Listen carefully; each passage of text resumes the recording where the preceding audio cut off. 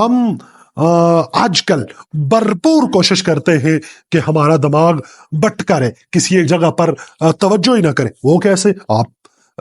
یہ مشق ہے. مثلا یہ جو ریلز کا کلچر آ چکا ہے، ہم ریلز دیکھتے ہیں، ایک ریل دیکھی، دوسری دیکھی، تیسری دیکھی، چوتھی دیکھی، پانچویں دیکھی، اور کرتے کرتے ریلز دیکھتے دیکھتے ہمارے دماغ نے ایک عادت پکڑ لی، ہیبٹ بنا لی کہ بھئی آپ نے چیز دیکھنی ہے اور فوراً بھول جانی ہے.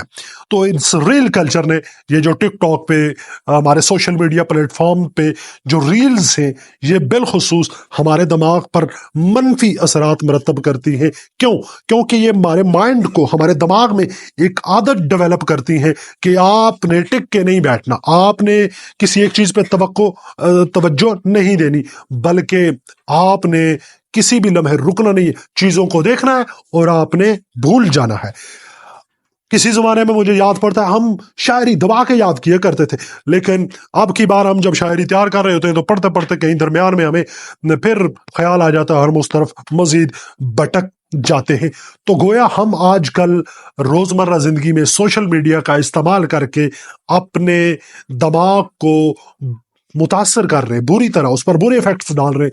تو اس لیے ہمیں کوشش کرنی چاہیے کہ کم از کم یہ منفی اثرات مرتب نہ ہو. چیزوں کا استعمال کیا جائے لیکن ایک محدود پیمانے